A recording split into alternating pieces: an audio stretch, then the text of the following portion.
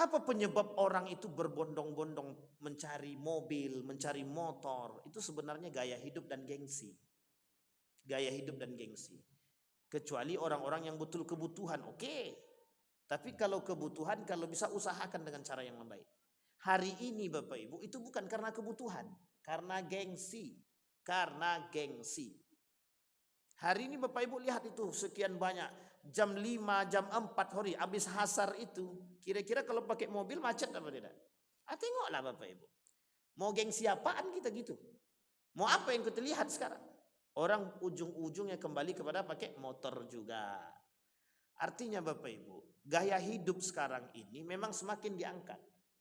Ketika gaya hidup semakin diangkat, di situ orang permintaan terhadap barang-barang yang mendukung gaya hidup mereka akan dipenuhi. Cara mereka memenuhi, mohon maaf, baik halal maupun haram mereka tidak pikir. Yang penting gaya hidup saya terpenuhi. Dengan cara yang halal kek, yang haram kek, terserah. Makanya di akhir zaman kata Nabi, ahalla harama wa harrama halala, tahrimul halal wa tahlilul haram. Jadi sederhana Pak, di akhir zaman itu sederhana. Orang menghalalkan yang haram, mengharamkan yang halal. Demi apa? Gaya hidup. Demi apa? Gengsi. Yang penting aku pakai mobil. Ternyata mobilnya kredit, baru bayar 1 bulan, nunggaknya 3 bulan. Yang mau dibanggakan apa? Masih mending pakai motor tapi lunas kan? Itu lebih baik Pak. Nah, ini menjadi masalah kita hari ini adalah gaya hidup dan gengsi. Assalamualaikum warahmatullahi wabarakatuh. Alhamdulillahi rabbil alamin. Alhamdulillahilladzi an'ama bi ni'matil iman wal islam bihima tatimmus salihat. Ashhadu an la ilaha illallah wahdahu la syarika lah wa ashhadu anna Muhammadan abduhu wa rasuluh la nabiyya ba'd. Allahumma salli wa sallim Allahumma salli ala Muhammad wa ala ali Muhammad fil alamin innaka Hamidum Majid. Ya ayuhan nasu attaqu rabbakum alladhi khalaqakum min nafsin wahidah wa khalaqa minha zawjaha wa batha minhuma rijalan katsiran wa nisaa wattaqullaha alladhi tasaaluna bihi wal arham innallaha kana 'alaikum raqiba. Puji syukur kehadirat Allah atas limpahan rahmat dengan mengucapkan alhamdulillahirabbil alamin. Bersalawat kepada Nabi dengan mengucapkan Allahumma salli ala Muhammad wa ala ali Muhammad fil alamin innaka Hamidum Majid. Bapak Ibu sekalian yang berbahagia, mudah-mudahan Bapak Ibu semuanya diberikan kesehatan, amin. Selalu diberikan ketaatan, keistiqamahan dalam ibadah, selalu menjadi orang-orang yang terdepan dalam menjalankan dan menjunjung tinggi nilai-nilai agama, amin ya rabbal alamin. Kita bermunajat kepada Allah, mudah-mudahan keluarga kita sakinah, mawaddah warahmah, anak-anak yang saleh dan saleha, orang tua kita yang telah mendahului kita, Allah terima amal ibadahnya, Allah tempatkan tempat terbaik di sisinya. Kemudian yang masih hidup Allah berikan kesehatan, kekuatan, Allah lapangkan rezekinya, Allah taatkan mereka kepada Allah. Amin ya rabbal alamin. Baik Bapak Ibu sekalian yang berbahagia, malam hari ini kita akan coba mengkaji hal yang baru dan yang lagi ngetren dalam sisi ekonomi hari ini, yaitu tentang permasalahan ada namanya pinjam online, begitu juga ada namanya riba, ada judi online yang para pemainnya pun banyak yang tersangkut problem, masalah yang ternyata masalahnya tak selesai-selesai. Dan ini adalah kasus-kasus terbaru yang oleh Majelis Ulama Indonesia mengecam permasalahan demikian. Begitu juga OJK, Otoritas Jasa Keuangan, juga mengambil peran dalam permasalahan simpan pinjam atau pinjam online, pinjol, lebih tepatnya pinjol. Bapak Ibu sekalian yang berbahagia, Nabi pernah berkata dalam riwayatnya, dalam hadisnya tentang hadis fitan itu, kelak akhir zaman itu akan datang atau tidak akan terjadi hari kiamat sampai orang-orang akan mengikuti shibran bi shibrin gitu. Jadi sedikit demi sedikit orang-orang itu akan mengikuti orang-orang sebelumnya. Zira'an bi zira'in, langkah sedikit demi sedikit mereka akan mengikuti perbuatan-perbuatan orang-orang terdahulu. Kalau yang dimaksud orang-orang terdahulu di sini adalah lebih tepatnya karakter jahiliyah namanya. Jahiliyah. Nah, salah satu daripada perbuatan jahiliyah masa dahulu itu adalah ribawi. Ribawi itu adalah perbuatan jahiliyah yang memang para dermawan-dermawan pada masa itu mereka sangat dermawan dengan harta mereka, tapi dermawan dengan ada sesuatu. Jadi dermawannya itu orang-orang kaya yang siap memberikan bantuan kepada siapapun tapi bersyarat. Nah, itu dia. Jadi ini sebenarnya sifatnya orang jahiliyah dulu. Kalau kita merujuk kepada Qarun, begitu dia. Qarun itu dia punya satu karakter, siapapun dia sanggup bantu. Siapapun orang miskinnya dia siap bantu. Dengan catatan harus dikembalikan setelah itu 2 kali lipat. Nah, itu Qarun itu. Bapak Ibu, kita ungkit sedikit kejadian kita, negara kita Republik Indonesia. Mungkin Bapak Ibu pernah mendengar kasus BLBI. Tahu ya Bapak Ibu ya BLBI ya? Kasus BLBI itu, bantuan likuiditas itu pernah disoroti oleh seorang ilmuwan Indonesia. Namanya Ahmad Eranius Tika. Dalam judul bukunya Politik Ekonomi. Apa kata beliau? Salah satu kesalahan yang terjadi ketika kasus BLBI itu adalah ketika bantuan atau pinjaman yang diberikan IMF, International Monetary Finance itu kalau saya tak salah, atau fund, itu pinjaman itu Pak langsung diberikan kepada bank-bank yang kolaps tadi. Setelah diberikan kepada bank-bank yang kolaps tadi, itu yang punya bank tuh kabur ke Singapura. Sehingga mohon maaf, tidak sanggup bayar hutang jadinya Pak. Jadi bukannya bank tuh semakin bagus, tapi justru mohon maaf, mereka itu tutup. Ada yang merger, ada yang kabur ke Singapura. Sehingga mohon maaf, Indonesia kan nggak sanggup bayar tuh. Apa yang terjadi? Ternyata ada kesepakatan Pak. Kesepakatan yang dibangun oleh Indonesia dengan IMF ketika itu, kalau tak sanggup bayar, dia harus mengembalikan 2 kali lipat. Itu kasus yang terjadi sampai saat ini kita tidak sanggup bayar. Dan kenapa tidak diungkit? Nah, itu pernah dipertanyakan Pak kepada Gubernur Bank Indonesia ketika itu, Budiono. Ditanyain tuh Pak sama Pak Budiono. Dan kasus itu kan tidak mau diungkit tuh. Kenapa nggak mau diungkit? Nanti kita bahas bukan masalah BLBI-nya, tapi ada kaitannya dengan ribanya. Kenapa mereka nggak mau diangkat itu? Karena ternyata yang terlibat tuh banyak. Satu. Apa kemudian masalah yang lain? Ternyata bantuan yang diberikan kepada pihak bank-bank yang kolaps tadi tanpa syarat, diberikan secara cuma-cuma. Dan tidak ada kesepakatan penekanan harus pengembalian, itu tidak ada. Itu yang dikritik oleh para politikus ketika itu. Termasuk salah satunya yang paling kental ikut mengkomentari itu dan bahkan meminta dan mendesak pemerintah itu, Ihsanuddin Nursi yang ketika itu menjadi anggota dewan. Nah, ini pengamat politik internasional kita. Sampai di sini paham ya Bapak Ibu ya. Yang ingin saya angkat Bapak Ibu sebenarnya bukan itu. Yang ingin saya angkat. Yang ingin saya angkat adalah sejarah Bapak Ibu. Bapak Ibu harus paham. Amerika itu punya sejarah. Namanya American Dream. Ini harus Bapak Ibu pahami baik-baik. American Dreams itu adalah cita-cita Amerika. Apa cita-cita mereka Bapak Ibu? Cita-cita mereka ingin mengambil dan menguasai dunia dengan menciptakan satu yang disebut dengan bank. Bapak Ibu tahu ya bank ya. Sebelum dibuat bank itu Bapak Ibu, Amerika merubah apa? Yang tadinya kita barter, mereka juga barter barang dengan barang, tapi mereka munculkan ide yang disebut dengan uang kertas. Jadi itu idenya Pak, yang punya ide itu adalah Amerika. Sehingga mereka buat uang kertas yang kemudian uang kertas itu harus di backup, harus ada yang membackupnya Pak. Apa backupan pertama?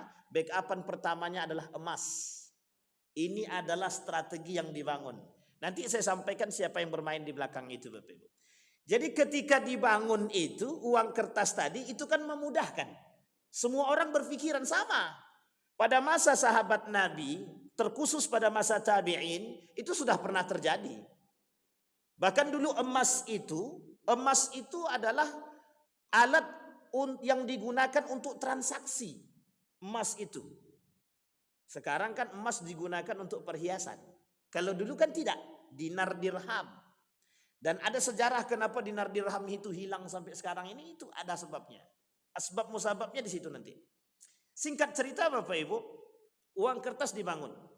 Setiap perbankan harus membackup, termasuk Indonesia. Ketika itu setiap uang kertas kita, kalau Bapak robekkan uang kertas itu masih ada nilainya. Tidak bisa dibuang sembarangan, ada nilai. Kalau sekarang tak ada nilai lagi Pak.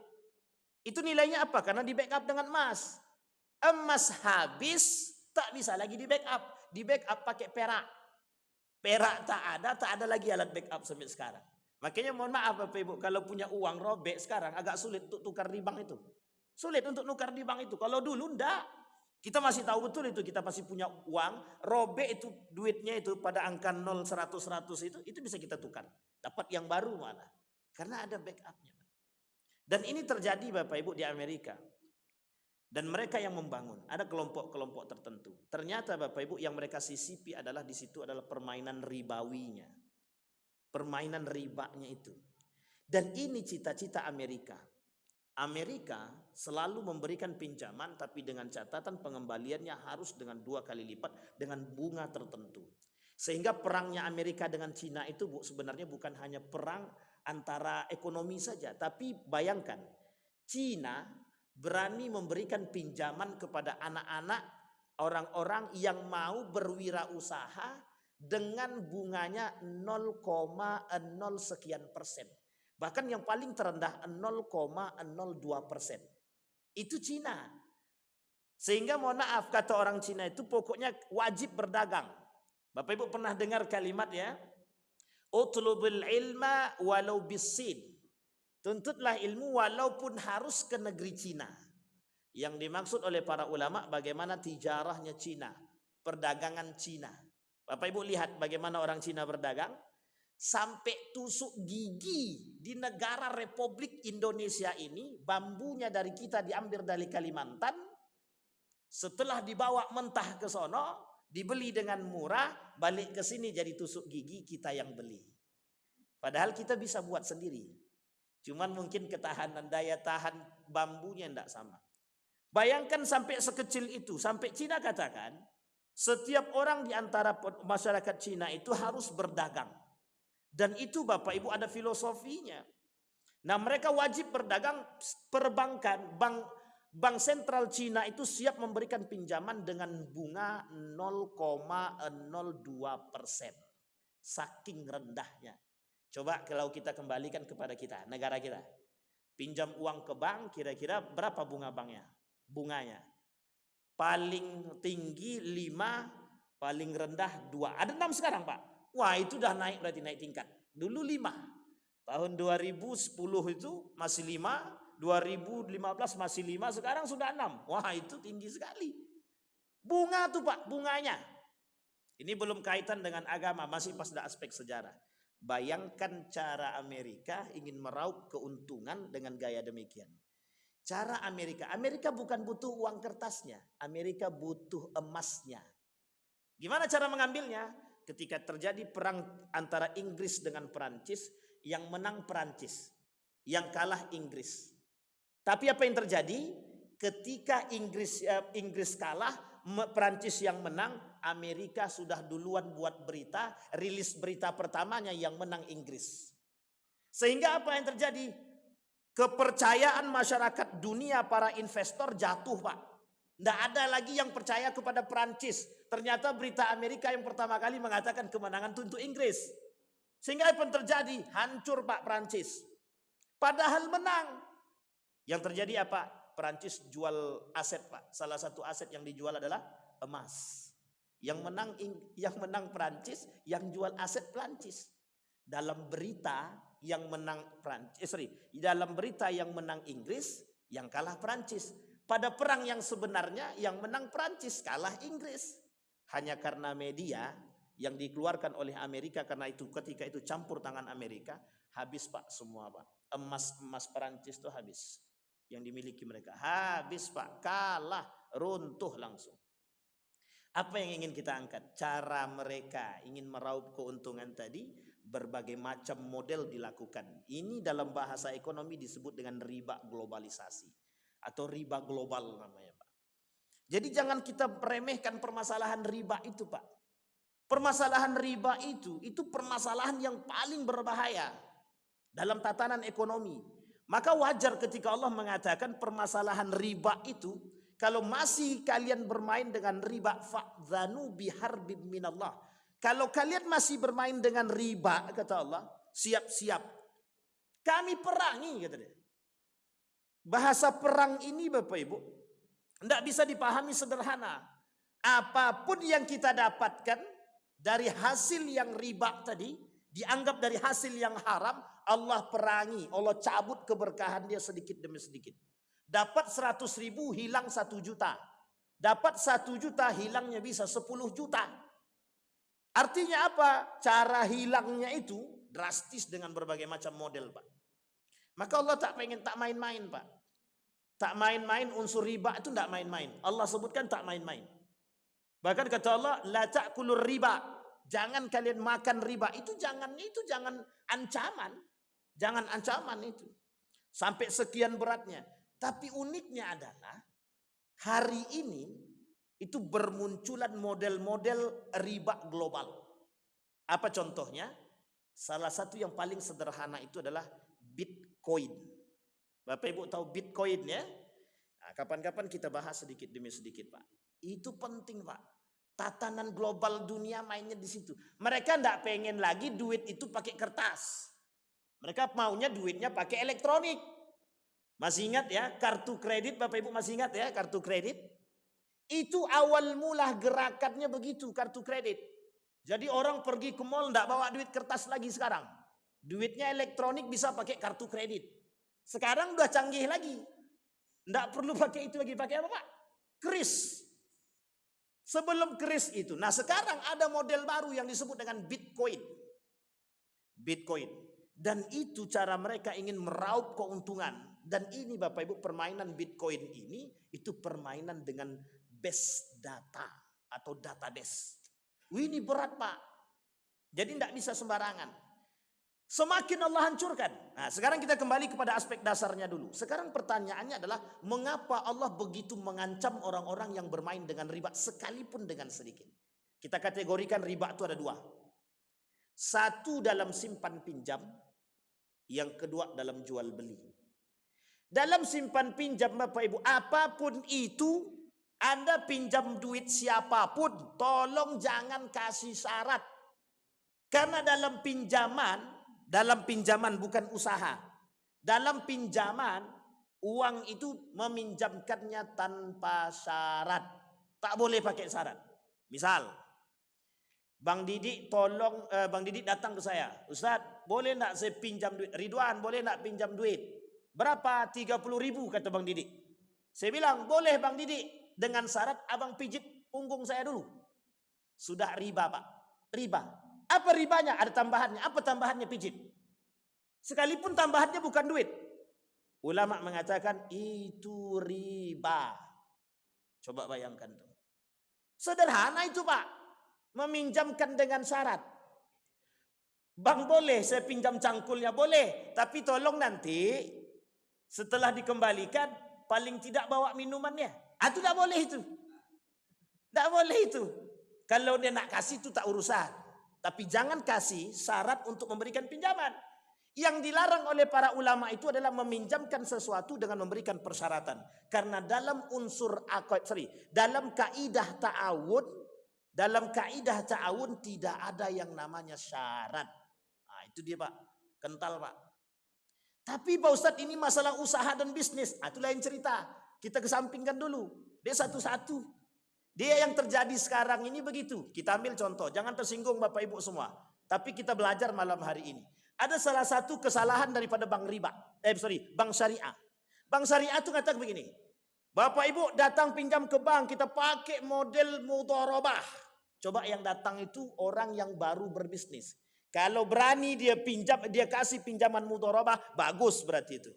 Tapi yang dikasih bukan itu, Pak.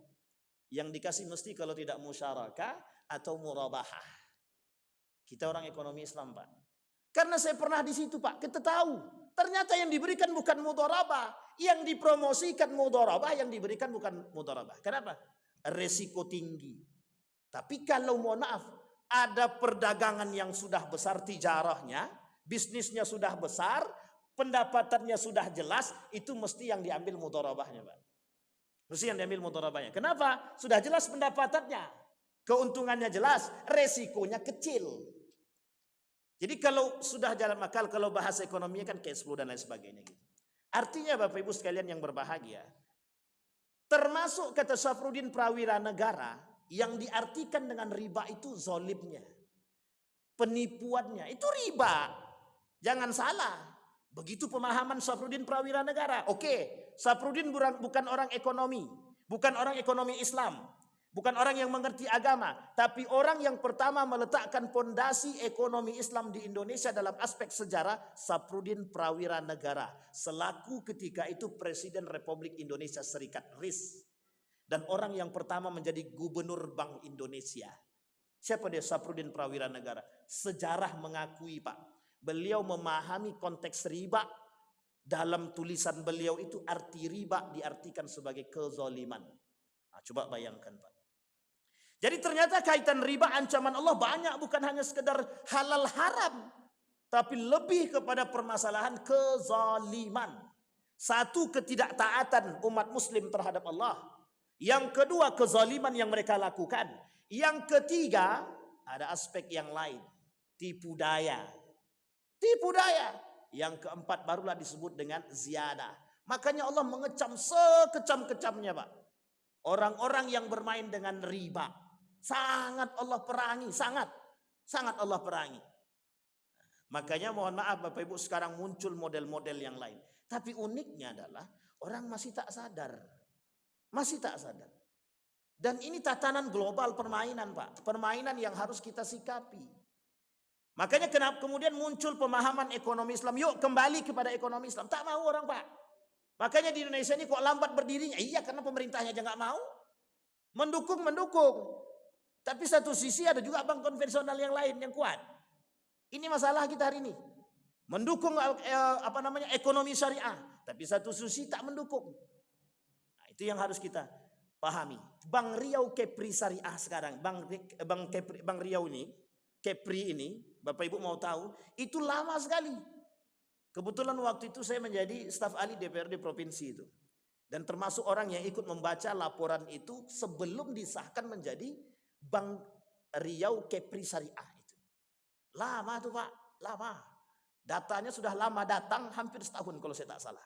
OJK sudah mengesahkan. Yang belum mengesahkan cuma satu, anggota Dewan DPRD provinsi. Itu butuh Bapak, kalau saya tak salah sekitar 6 bulan. Belum lagi hilang datanya. Setelah datanya itu hilang, barulah kemudian dicari, Pak. Artinya apa? Pendukung kurang. Yang mendukung terbentuknya ekonomi syariah ini kurang. Tak banyak. Sehingga mohon maaf Bapak Ibu, Bank Muamalat sudah tahu ya Bapak Ibu, Muamalat mulai terasa sedikit demi sedikit. Sekarang diambil alih. Ketika diambil alih oleh negara asing kita protes. Ketika diambil oleh orang pribumi, satu pun tak ada yang mau nabung ke situ. Takut, ribet dan lain sebagainya dengan alasan sedemikian rupa. Bayangkan Bapak Ibu, sampai umat muslim berani mengatakan, kami tak mau ke bank syariah, ribet, susah, mahal. Berarti masuk surga tak mau, masuk neraka mau. Itu aja bahasanya lagi. Masa iya? Ya memang begitu. Kalau kita berani menjalankan, mohon maaf, kaidah-kaidah syariah, fatwa-fatwa yang sudah difatwakan oleh Majelis Ulama Indonesia, kita setidaknya kalaupun salah Bapak Ibu, kita tak dapat dosa. Kalau salah kita tak dapat dosa. Karena sudah dapat nilai 1 pahalanya. Kalau betul kita 2. Artinya kita berjuang sama-sama. Hari ini kita dijajah dengan riba. Dijajah. Kita tuh bukan lagi dipermainkan tapi sudah dijajah dengan apa? Riba global. Kenapa hutang negara kita tidak semakin berkurang? Semakin bertambah. Dan mengapa hutang kita tidak bisa diatasi sehingga dicari sedemikian cara untuk menutupinya? Tidak akan ketemu, Pak. Akhirnya apa? Gali lubang, tutup lubang. Dan itu juga diancam oleh Allah. Gali lubang, tutup lubang itu. Nabi kata dalam hadisnya, kalau praktek gali lubang, tutup lubang itu diancam oleh Allah. Sangat diancam oleh Allah. Karena apa? Kita menggali dengan riba, kita tutup dengan riba. Kapan selesainya? Tidak akan ada selesainya, Pak. Dan ini yang menjadi persoalan kita hari ini. Maka kalau kita tidak pengen ikut berjuang membangun bank syariah, setidaknya jangan melecehkan dan merendahkan. Baik, kembali kepada masalah riba tadi. Nah, itu yang pertama, pinjaman, Pak. Tolong kalau masalah pinjaman ini harus hati-hati. No syarat. Makanya Bapak Ibu kalau nampak debt collector, kalau ada orang-orang saudara-saudara kita yang terlilit hutang terhadap debt collector, kalau memang tidak besar-besar betul, kalau bisa bantu-bantulah. Kalau tak bisa bantu, datang ke masjid, bilang sama masjid, pakai duit masjid tak ada masalah. Jangan pernah takut. Jangan pernah takut. Kami sudah praktekkan itu, Bapak Ibu. Kita sudah praktekkan dan kita sudah pernah sampaikan kepada para ulama. Boleh tidak masjid, uang infak masjid itu kita gunakan untuk membantu rakyat-rakyat kita yang terlilit hutang. Kalaupun tak banyak sedikit. Tak ada masalah, diperbolehkan. Karena itu masuk dalam unsur sosial. Makanya Masjid Joko Karian begitu modelnya, Pak. Masjid Joko Karian itu modelnya begitu. Kalau ada yang terlilit hutang, diambilnya dari masjid. Berapa hutangnya? 100 juta, dibayarnya 100 juta. Berapa hutangnya? 45 juta, dibayar 45 juta. Jadi dia tidak pengen itu. Kalau orang yang sudah sangat frustasi, Pak, yang sudah tidak tahu lagi cara bagaimana, datang ke masjid. Tapi kalau masih ada cara yang lain, masih bisa jual tanah, masih bisa jual mobil, jangan datang ke masjid. Itu mencari untung aja namanya itu. Hutangnya berapa? 50 juta, mobilnya 3, dijual tak mau. Nah, itu namanya menyiksa masjid namanya itu, Pak. Sudah tak mau datang bantu masjid, tapi kemudian minjam uang ke masjid untuk menyicil hutang. Nah, ini lain cerita, Bapak Ibu. Sampai di sini paham ya, Bapak Ibu ya? Ini masalah pinjaman. Sehingga Bapak Ibu, permasalahan pinjaman itu, riba yang ada di dalam pinjaman terkait pada tambahan dan syarat. Maka kita tidak boleh memberikan pinjaman kepada orang lain, tetapi dengan memberikan syarat. Tapi bagaimana kalau dengan, mohon maaf Pak Ustadz, kalau kami pakai jaminan bolehkah? Ad-diman atau daman, boleh, tak ada masalah.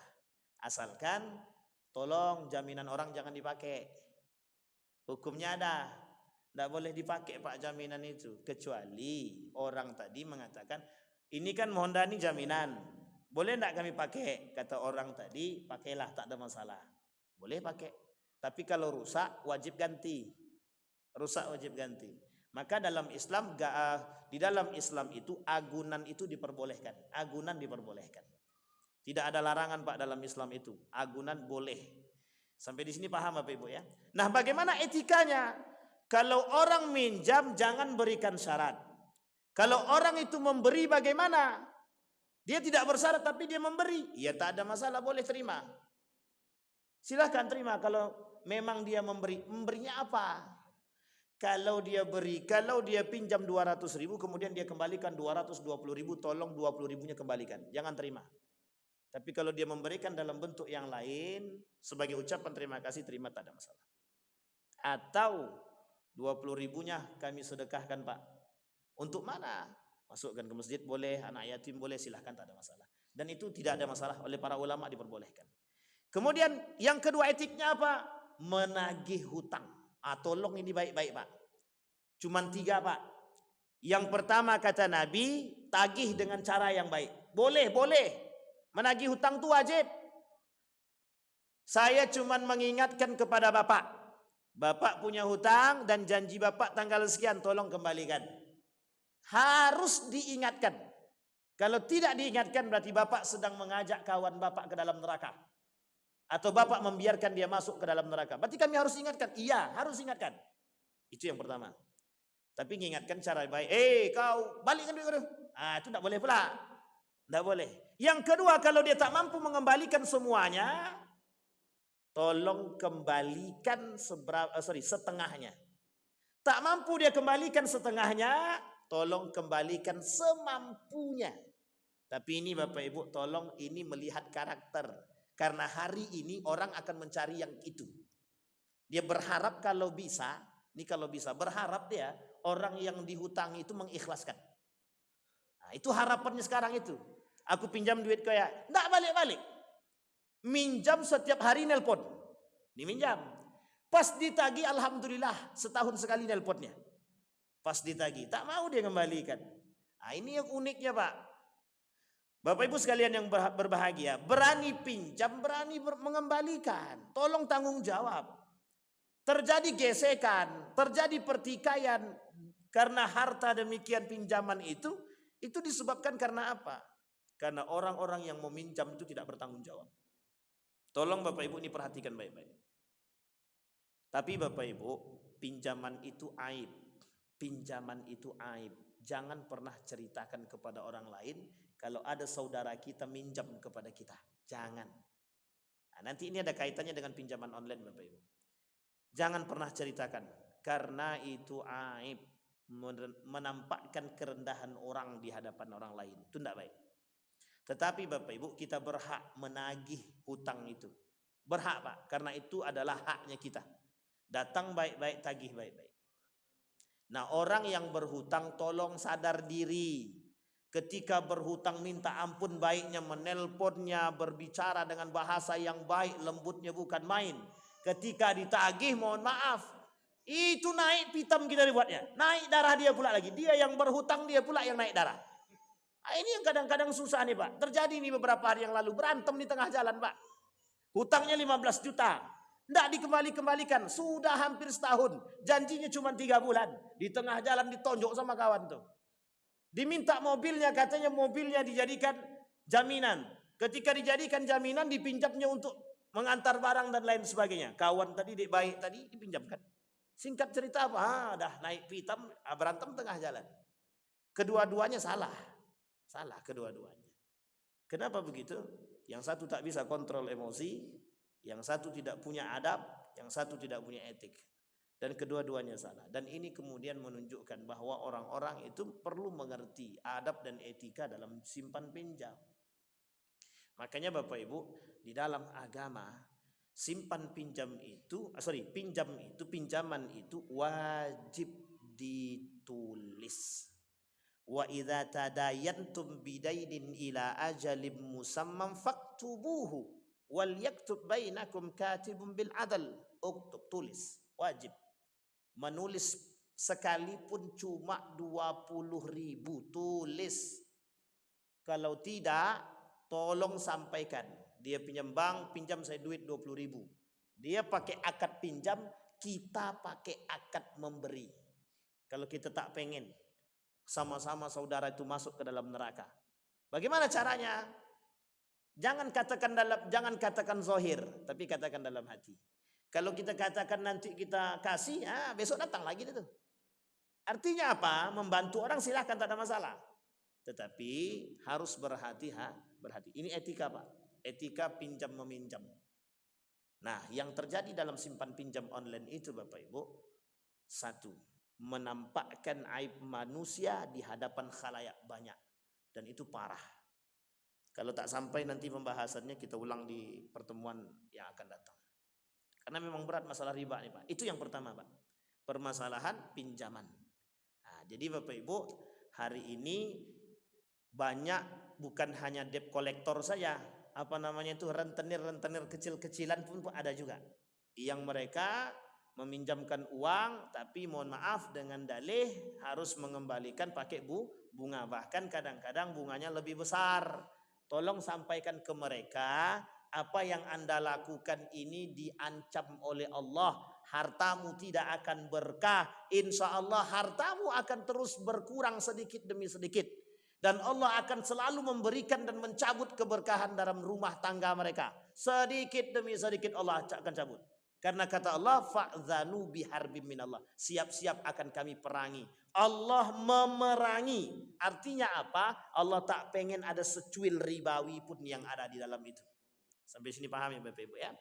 Nah Bapak Ibu, ada masalah sekarang itu, pemahaman yang terjadi saat ini adalah pada yang paling besar itu terjadi pada riba dalam unsur jual beli. Riba dalam unsur jual beli. Sekarang masuk pada poin yang kedua, ada namanya riba dalam jual beli. Ahallallahu al-bai' wa harramar riba. Allah menghalalkan jual beli tapi mengharamkan riba. Apa yang dimaksud kok digandeng oleh Allah kalimat ini? Saya ambil contoh Bapak Ibu. Yang mendekat hari lebaran. Bapak Ibu kan ada orang-orang yang membeli uang kecil. Yang dibeli apa? Duit. Membelinya pakai duit. Halal apa tak halal? Haram. Tukar uang lain, beli uang lain. Nah, yang terjadi di pinggir jalan tuh beli uang, bukan tukar uang. Kalau mau tukar langsung ke bank. Jumlah berapa dapat berapa. Akadnya apa? Tukar duit. Yang terjadi di pinggir jalan bukan akad tukar duit, tapi akad jual beli duit. Syaraf namanya Bapak Ibu. Jual beli uang dengan uang yang kita beli. Kita mau tukar sebenarnya, tapi jatuhnya beli. Kita beli 100.000, kita dapat 90.000. Ini yang tak boleh. Tak boleh dalam Islam, tak boleh. Maka ada solusi gak Ustaz? Ada. Islam tuh punya banyak solusi. Caranya kita tukar uang. Setelah kita tukar uang, kalau Bapak nak kasihlah. Itulah sudah berbeda. Akadnya memberi. Setelah itu, tapi setelah transaksi selesai. Kalau ketika transaksi itu Bapak tukar uangnya 100.000, kemudian yang dikembalikan cuma 90.000, itu salah. Sampai di sini paham ya Bapak Ibu? Bapak punya emas. Emasnya 1 batang. Emas 1 batang ini sama nilainya dengan perak 10. Misal, sama nilainya. Kira-kira boleh apa tak boleh? Kita tukar. Tidak boleh Pak. Emas dan perak itu berbeda sekalipun nilainya sama. Sampai sini paham ya Bapak Ibu ya? Nah ini kondisi hari ini Bapak Ibu. Kata Syafruddin Prawira Negara, yang disebut dengan riba dalam jual beli itu kezaliman. Kezaliman. Terlalu banyak unsur transaksi jual beli itu, kezalimannya banyak. Apa yang masuk di dalam itu? Orang dalam jual beli itu Bapak Ibu banyak unsur penipuan, banyak unsur penggelapan, banyak ketidakjujuran, banyak monopoli, pokoknya banyak sekali Pak. Tadlisnya ada, penipuannya, ghararnya, ketidakjelasan, kemudian ribanya ada, spekulasinya ada, apalagi judi ada. Dan ini Bapak Ibu unsur-unsur dalam jual beli. Salah satu saja ada dalam unsur jual beli itu, salah satu di antara 5 poin ini masuk dalam transaksi jual beli, maka transaksi jual beli tersebut dikategorikan oleh para ulama haram. Sampai sini pahami Bapak Ibu. Contoh, Bapak Ibu jual baju, tapi baju itu koyak. Bapak Ibu tak kasih tahu kalau baju itu koyak, namanya tadlis, penipu atau penipuan. Maka hukum transaksi jual beli tadi tidak sah. Oleh para ulama sebagian mengatakan itu yang disebut dengan riba juga. Sampai sini paham ya Bapak Ibu ya. Berat Bapak Ibu, memang berat. Tapi ini yang kemudian dimanfaatkan. Ini kita belum masuk dalam tatanan global, masih dalam tatanan biasa saja. Maka mohon maaf, yang diancam itu yang seperti apa? Yang seperti itu Pak. Yang tadinya mohon maaf akadnya berbeda, akad awalnya membeli tapi kemudian harganya kemudian berubah-ubah. Masal contoh kredit. Kredit boleh. Tak ada salah dalam Islam, boleh. Cuman dengan catatan kredit yang seperti apa. Bapak beli mobil. Mobilnya anggaplah Avanza. Harga aslinya 200 juta. Harga kreditnya 250 juta. Bapak Ibu pilih yang harga kredit 250 juta dengan cicilan. Boleh. Yang tak boleh itu bagaimana? Harga aslinya 200 juta. Bapak ambil kredit tapi tidak tahu harga kreditnya berapa. Tapi kemudian pakai bayaran per bulan, setelah dihitung per bulan baru dapat semuanya total. Jadi artinya apa? Bapak Ibu tidak membeli harga. Sampai di sini paham? Tapi yang terjadi dua harga dalam satu transaksi. Yang diperbolehkan itu ada dua harga, tapi kita pilih salah satu. Kalau salah satu kita pilih, itu baru disebut dengan satu harga dalam satu kali transaksi. Itu boleh. Contohnya kredit tadi. Kalau ditentukan oleh pihak penjual tadi, harga kredit sekian. Harga tidak kredit sekian. Kita ambil yang kredit, boleh. Tapi harga kredit tidak ditentukan oleh penjual. Yang ditentukan oleh penjual harga aslinya. Maka kalau terjadi transaksi mengambil kredit tanpa mengetahui harga aslinya, disitulah kemudian terjadinya unsur ribawinya. Haram. Sampai di sini paham ya?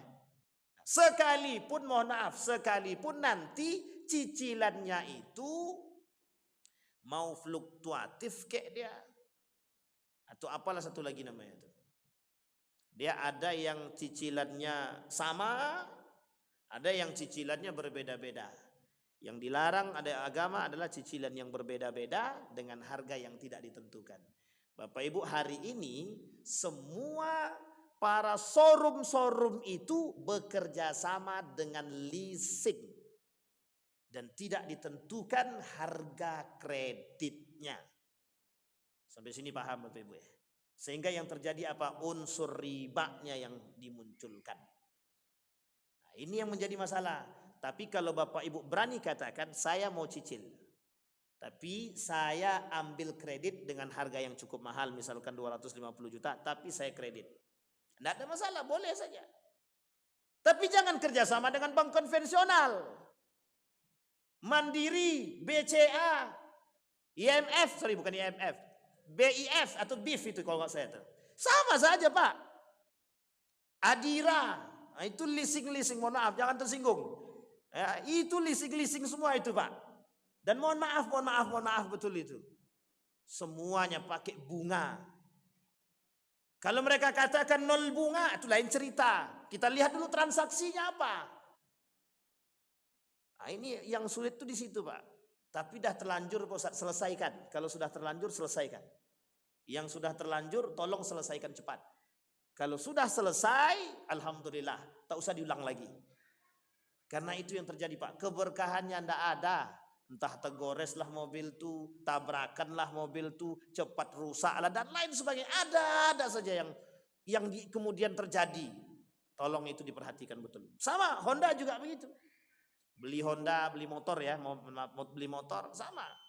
Tolong leasing itu diperhatikan betul. Sekarang ini pihak perbankan syariah, pegadaian syariah, dan beberapa asuransi syariah sudah menyediakan layanan-layanan demikian. Kalau kita bisa pakai dengan cara syariah, kenapa harus pakai yang lain? Tapi syariah mahal kali Ustaz. Nah, itu masalah kita hari ini Pak. Syariah itu mahal kali gitu. Selalu dengan alasan mahal. Oke, kalaupun memang mahal. Kan mahalnya tak jauh juga berbedanya. Setidaknya kita mencari keselamatan terlebih dahulu untuk diri kita, Pak. Saya mengatakan sekalipun itu mahal, tapi carilah keselamatan untuk diri kita. Masalah tak selamat itu bukan masalah kita, betul.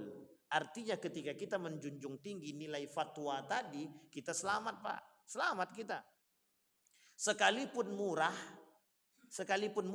rendah bunganya, tapi yang namanya bunga, Majelis Ulama Indonesia dengan fatwanya mengharamkan secara mutlak bunga. Haram secara mutlak Majelis Ulama Indonesia. Dan dikategorikan riba. Nah, ini yang susah Pak. Sampai di sini paham ya Bapak Ibu ya. Jadi kita coba sama-sama sekarang.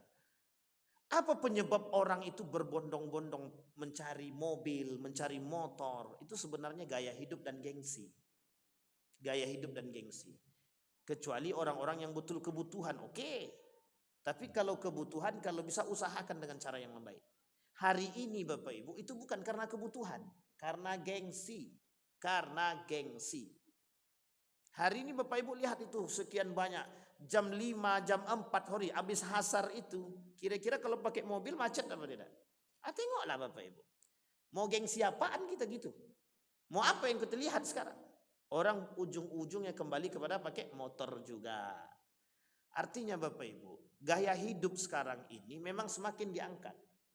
Ketika gaya hidup semakin diangkat, di situ orang permintaan terhadap barang-barang yang mendukung gaya hidup mereka akan dipenuhi. Cara mereka memenuhi, mohon maaf, baik halal maupun haram mereka tidak pikir. Yang penting gaya hidup saya terpenuhi. Dengan cara yang halal kek, yang haram kek, terserah. Makanya di akhir zaman kata Nabi, ahalla harama wa harrama halala, tahrimul halal wa tahlilul haram. Jadi sederhana Pak, di akhir zaman itu sederhana. Orang menghalalkan yang haram, mengharamkan yang halal. Demi apa? Gaya hidup. Demi apa? Gengsi. Yang penting aku pakai mobil. Ternyata mobilnya kredit, baru bayar 1 bulan, nunggaknya 3 bulan.